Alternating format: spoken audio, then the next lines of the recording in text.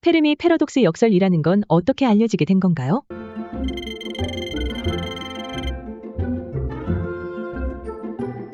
밤에 산책을 하다가 하늘의 별들을 보며 우주는 정말 광활하고 별이 많구나.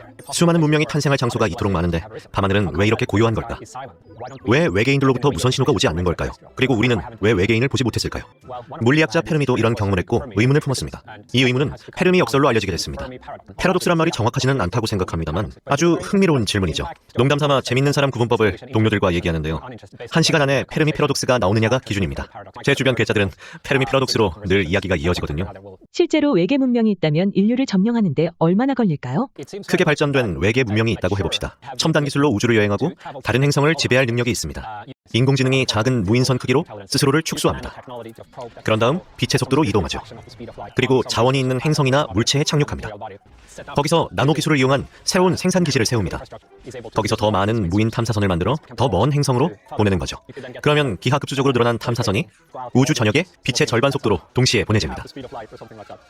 자기 복제 기술을 갖춘 폰 노이만 우주선을 가진 문명이라면 100만 년 안에 우리 은하를 점령할 수 있을 겁니다. 10만 광년의 거리라도 빛의 속도 10%나 5%로 이동하면 100만 년 안에 우리 은하를 완전히 점령할 수 있습니다. 우주는 약 138억 년입니다. 별과 행성은 이미 수십억 년째 존재합니다. 그러니 지금쯤이면 시간은 충분해요. 우리 은하의 어느 행성이 첨단 기술 문명을 가졌다면 인류가 나타나기 훨씬 전부터 우주를 지배했을 거예요. 하지만 외계 생명체 흔적은 전혀 없어요. 당황스럽죠. 인류가 아직도 외계인을 만나지 못한 이유가 무엇인가요? 생명체가 탄생하고 문명 발생 가능성이 있는 행성은 우리 은하에서만 수십억 개나 있습니다. 그런데 우리에게 모습을 드러낸 외계 문명은 지금까지 단 하나도 없었습니다. 어떻게 된 걸까요? 그레이트 필터가 있다고 볼 수밖에 없습니다.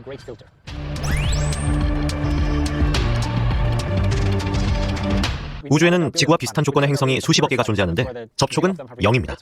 우리 은하 바깥까지 계산하면 행성이 10의 20제곱은 될 겁니다. 수십억이 넘을 겁니다. 생명체가 존재할 수 있는 행성 수가 그 정도인데 우리가 아는 한 외계 문명이 연락한 적은 단 한 번도 없었습니다. 그렇다면 수십억과 0 사이에 그레이트 필터가 분명히 존재합니다. 어마어마한 가능성을 0으로 만드는 거죠. 그러니까 지구 같은 행성이 생긴 시점과 현재 우리 사이에 필터가 있는 거죠. 여러 문명이 탄생했더라도 그 사이에 통과하기 힘든 단계가 존재했다는 거죠. 행성의 발전을 가로막는 첫 번째 그레이트 필터는 무엇일까요? 첫 번째는 생명 발생입니다. 비활성 화학 분자가 가장 단순한 복제자인 박테리아로 진화하는 생명 발생은 아주 어렵습니다. 지구에서 이 첫 번째 단계는 비교적 빨리 왔습니다. 지구가 충분히 식은 후 몇 억 년 안에 일어났습니다. 5억 년 넘게 걸렸을지도 몰라요. 작은 분자들이 수없이 부딪혔겠죠. 생명이 시작되려면요. 그러다 우연히 단순한 형태의 복제자가 탄생했을 겁니다. 그리고 시작하는 거죠. 생명 발생이 힘들다면 행성이 엄청나게 많더라도 단 한 곳에서도 그런 우연은 없을 수 있습니다. 생명 발생이 그레이트 필터라는 게 하나의 가능성입니다. 또 다른 가능성입니다. 다시 진화의 역사를 돌아보죠. 원핵 박테리아가 진핵 박테리아로 진화하는 단계가 있습니다. 진핵 박테리아는 막으로 쌓인 핵이 있고 약간 더 진화했죠. 큰 차이 없어 보이지만 진핵 박테리아로 진화하는데 15억 년이나 걸렸어요. 이것도 아주 일어나기 힘든 사건이에요. 진핵 생물로 진화하려면 수많은 조건이 완벽해야 하죠. 지구에서 진핵 생물 출현이 15억 년이나 걸렸다는 자체가 일어나기 아주 힘들다는 증거입니다. 이 단계가 그레이트 필터일지도 모릅니다. 만약 화성에서 외계 생명체가 발견된다면 어떤 일이 벌어질까요? 이건 아주 나쁜 소식이라고 생각합니다.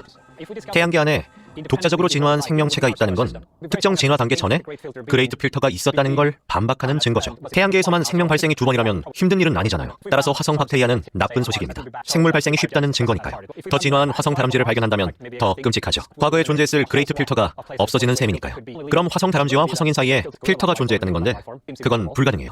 지구는 그 기간이 짧았고 수많은 계통이 독자 진화를 했거든요. 필터가 미래에 있다면 이것도 나쁜 소식입니다. 언젠가는 그레이트 필터를 만나게 될 거고 기술적으로 성숙한 문명 발전에 우리가 실패한다는 말이니까요. 지금까지의 관찰을 통해 생각해봅시다. 수많은 행성 중에 생명이 발견된 곳은 하나뿐이죠. 이 행성은 폰 노이만 우주선을 만들 만큼 발전할 수 있는데 아주 짧은 시간에 우주를 식민지화할 능력을 가지게 될 거라 생각합니다. 여기서 놀라운 결론을 끌어낼 수 있어요. 이런 단서들은 우주에서 우리가 어디에 있는지, 우리 앞에 무엇이 있는지 말해줍니다. 이야기를 다 알 수는 없지만 퍼즐 몇 개는 맞춰볼 수 있어요.